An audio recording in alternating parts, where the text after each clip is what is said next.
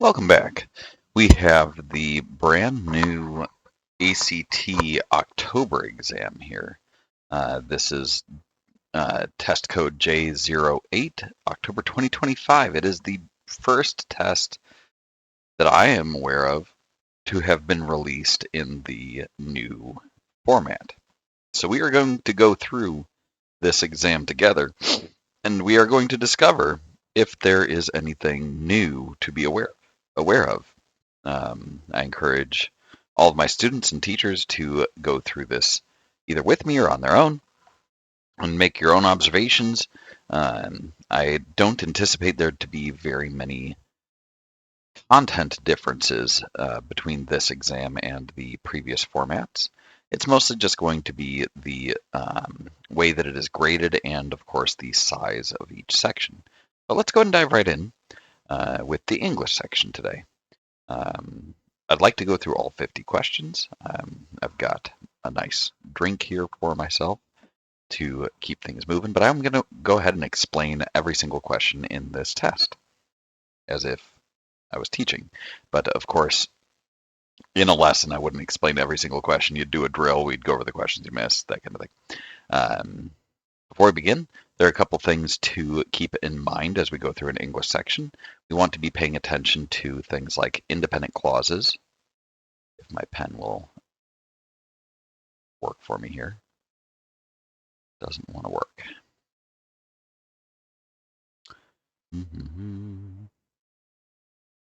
Remind it how to work. Nope. All right. Well, I'm probably just not gonna annotate on the screen today. Apparently, I will open up my whiteboard. Whiteboard, and make it so you guys can see the whiteboard. Do. There we go. I'll annotate on the whiteboard. It'll make it better. Okay, so we are going to look for independent clauses and dependent clauses. We're going to look for things like verbs, adjectives, nouns, and prepositions. These are often going to signify when we're going to use commas or not. We're going to pay attention to the instructions of the questions. These are what I call rhetorical skills or paragraph development questions. We are going to pay attention to redundancy and tone, and we're going to pay attention to, let's see, what else is there? Independent and dependent clauses mostly for punctuation. The parts of speech also for punctuation. Rhetorical skills and paragraph development is for the like insert, delete, flow of the paragraph type thing. Transitions, redundancy, and tone. So those are some of the major categories of questions that we might expect to see as we go through. So let's go ahead and dive right in. We have question number 1 here, looking at the answer choices, grammatically acceptable. That's nothing there. We have the preposition in. Prepositions do not like having punctuation next to them, so I'm guessing that number 1 should be either B or C, as cities grew in the 19th and 20th centuries. That's an introductory phrase. We know this because of the word as. Whenever you begin a sentence with something like that, you're going to have a comma at the end of the phrase, and that's what happens there. Sorry for this pop-up. I wish I could make that disabled. So there's no need for a comma through any of that, so that's going to be B. Number 2, maintains the style's tone, or the essay's tone. Alleviate these issues. Communities should invest. So that's what we typically look for with the tone question is formal. We don't want to be too casual with our style and tone questions. So I like F, to curtail the predicaments reinforced above. Communities may want to complement. So G goes way other end of the spectrum. That's like way too formal. So I don't like G. Conceivable fix if communities would only just invest their monetary assets. Only just. I don't really like that. One surefire way to remedy the culverting mess. Yeah, that's too casual. So I'm thinking F. Let's read the context to see if it is casual or not. Culverting controlled the paths of urban waterways and created space for new construction, but its unintended consequence, increasing flooding, habitat loss, and maintenance costs far outweigh its benefits today. Allowing buried waterways, but uncovering and then restoring them to more natural conditions. Okay, yeah, I'm going to go with F on this one for the style and tone. G is too formal. H is a little weird mix of the two, and J is too casual. We want Goldilocks, just right. Number 3. If they were to delete the preceding, what would we lose? So we got to go ahead and read the preceding. Preceding means the sentence that comes before, of course, and we're looking at the box here, so the sentence here. Daylight projects remove impermeable barriers, such as concrete, between waterways and the soil. Great. This is the sentence we're considering deleting. Thus, daylighting reduces flooding by allowing more rainwater to be absorbed where it falls. Yeah, that makes sense. It elaborates further on the idea of what daylighting is.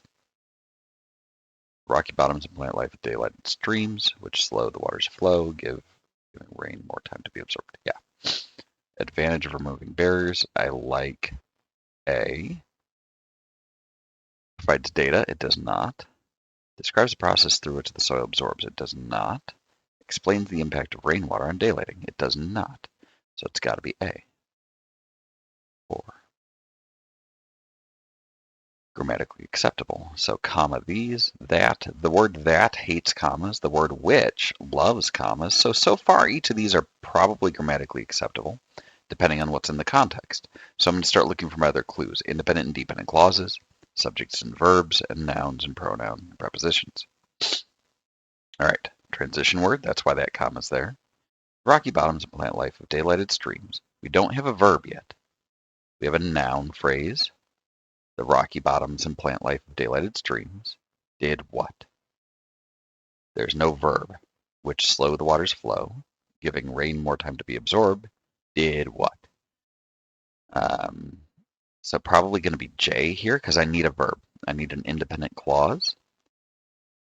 So it's going to be J. Although it's initially that, I don't worry. Who cares? Given the choice accurate, I see a B here and a 3, so I know there's going to be a sentence placement question later. Which one provides the most relevant support for the primary claim in this sentence? Okay, the primary claim saves city money in other ways. Open creeks are much cheaper to maintain than culverts are, and daylighting projects have lessened flooding. So the primary claim is that it saves money. I like this one because it talks about cost. Natural streams that clean the water. Waterways have it. Okay. So even though all of those are great things, the only one that's relevant to the surrounding context about cost is B. Number 6. The writer wants to introduce a counterclaim that an opponent of daylighting might reasonably assert, which choice effectively accomplishes the goal. Okay, so a counterclaim. Let's see what the context is focusing on and go against it. Culverting was historically used to construct buildings over waterways. Early attempts at culverting required innovative construction techniques. Therefore, city officials need planned daylighting projects in careful collaboration with residents and business who may be affected. Well, we already know that C is going to be the answer for number 7 because that's pretty straightforward. If you don't know the difference between who and whom, who is the one that does the action, whom is the one that is receiving the action. The owners are affected, they are affected, so we use who. That's why 7 is C. Oh, sorry, D. Affected versus affected. Affect with an A is the verb. Affect with the E is the noun. So we're going to go with D for number 7. But number 6. what is relevant to the buildings over the waterways. So let's see. Tear down abandoned malls. Now this is abandoned stuff. So can I turn that off? Anyway, many citizens have lived and worked above their city streams. I kind of like H. Down to the loss of some unusable. Okay. The counterclaim. We want the counter argument here, so I kind of like J for that. Wants to introduce a counterclaim. Therefore, need to plan. Yeah, I like J. 8. Clear some most precise. Let me explain 6 a little further though. So the reason that that's the counterclaim is because everything so far in this essay is focusing on the positive elements of daylighting. This sentence, J, is going to highlight a drawback where it's inferred in the other options. J makes it explicit, and that's why it's preferred here. We want it to be precise and clear. Number 8, common usage. Thoughtfully planned daylighting embellishes. To embellish means to make it fancy. No. Refurbishes the quality of life. No. Enriches probably is going to be our best option there. So 8 is going to be H. 9. Provides the most effective conclusion for the paragraph and essay. So if we've been paying attention so far, the essay is about daylighting and getting rid of culverts. Daylighting is the restoration of open waterways so that the evaporation can happen and soil can absorb it. The water. Nearby homes increase in value and business report higher profits. Citizens far and wide should oppose future culverting initiatives. No, it's about undoing culverting that has happened, not avoiding future culverting. Worldwide, conflict daylighting various streams. Then there's more than a view of waterway. It brings life back to the sea. I like C. Yeah, C is probably our best bet here. 10.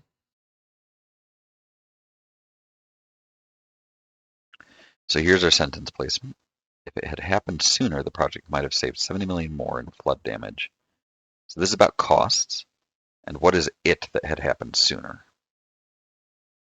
Definitely not position D. Here we go. Daylighting a mile of the Bree Branch Creek watershed in Dubuque, Iowa cost 100 million. However, researchers estimate the project will prevent 582 million in flood damage over the coming decades.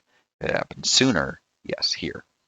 It's the specific example, so it's going to be H for sure. All right, where's my... I lost my mouse. Hello. There we go. That was weird. All right, number 11.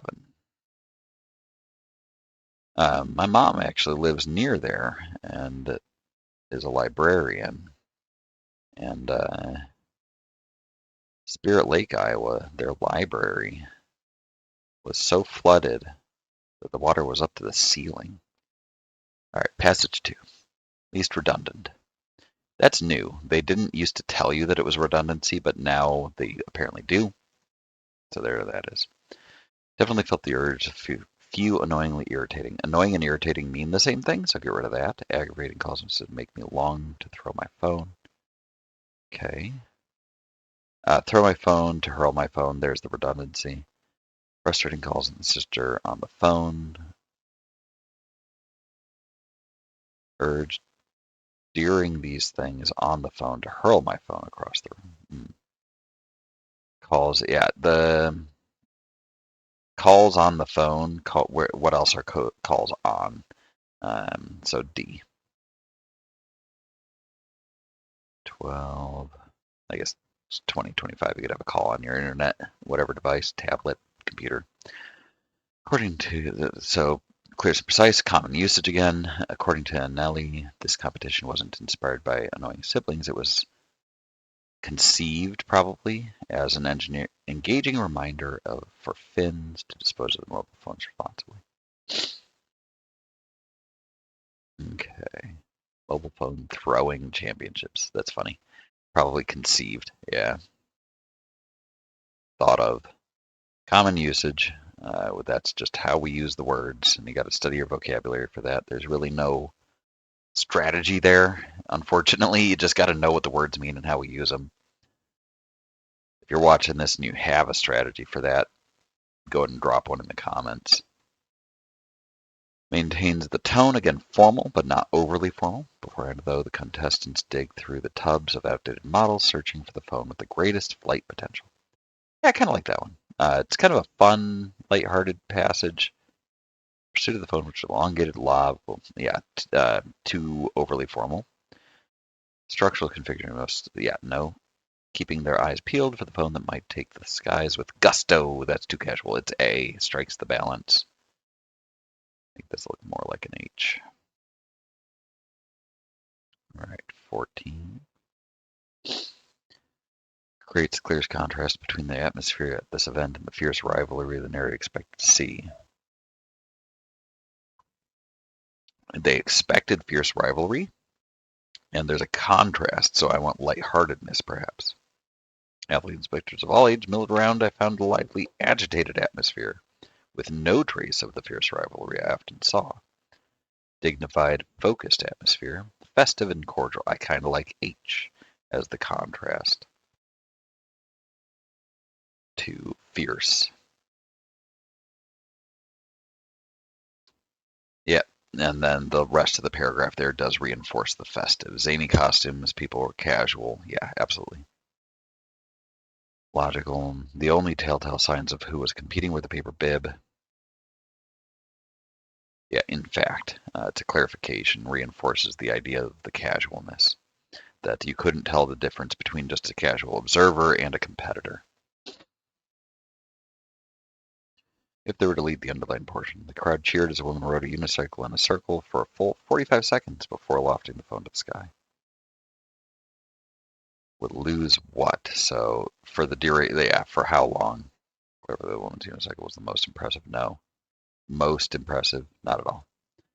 Why the woman's performance was particularly noteworthy? Maybe. Defines minimum? Nope. Reveals why the woman chose? Nope. Gotta be G. All I'm looking for is an accurate description of what's actually happening in the passage there on a question like that. Okay, we finally have a delete option. We stopped to watch the freestyle event, which is judged more on creativity of the throws than on their distance. Yeah, more than. That than later in the sentence needs a comparative word. They're judged more on this than on that. So I'm going to stick with the no change there. 18. Sentence ordering. Okay, you don't see this too often anymore. They used to do this a bunch. This is one of the first times I've seen it on a new test. Makes the paragraph most logical. Okay, the crowd cheers. And after that, through whistles and whoops. From a handstand position. So after that means two can't be first, so that isn't an option here. 3 is either 1, 2, 3 or 1, 3, 2. Or 3. Okay, we stopped to watch for yourself to judge more on the creativity. Okay, so 3 makes sense to go first, and then 1, then 2. Yeah, 3 introduces the idea of freestyle. The lady on the unicycle, of course, is a freestyle event. And then it says the contestant after that. So 2 has to be after 1. For sure.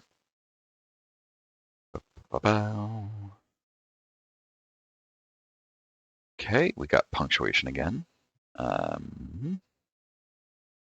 C is suggesting that maybe we have an introductory phrase. I don't like B because instead is a transition word, and I doubt we have what we need for that. And the semicolon requires 2 complete sentences. Let's see what we have. Spectators didn't talk on their phones. They talked to each other. That is 2 complete sentences.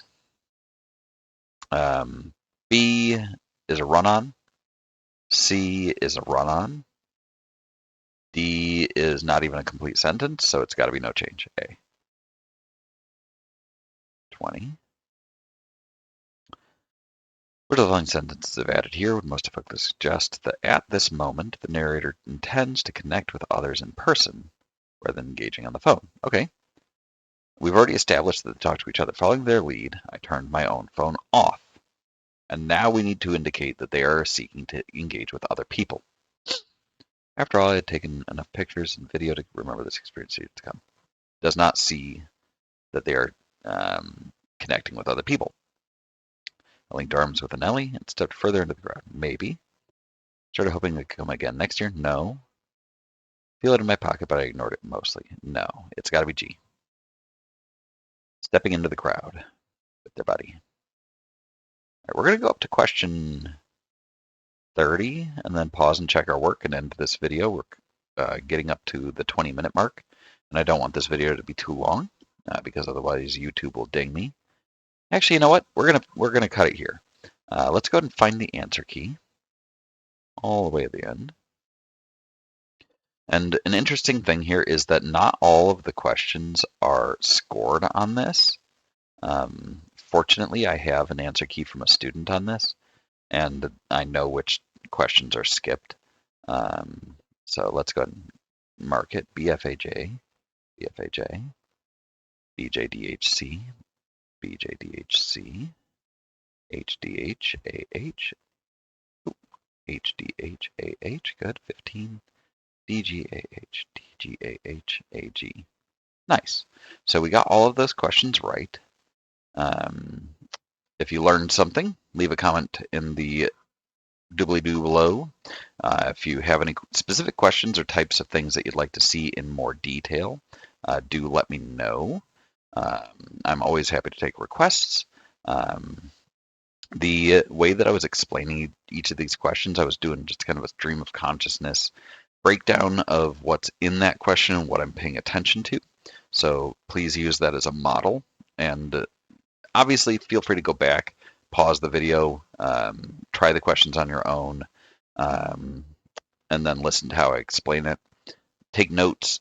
Don't go too fast. Make sure that you understand things thoroughly before you move on. I will see you in the next one, where we're going to go ahead and do numbers 21 through 50. And again, some of these questions didn't have an answer for the answer key, but I'm pretty confident that I know what it's going to be. So I'll catch you in the next one, and we will see you next time. Thank you.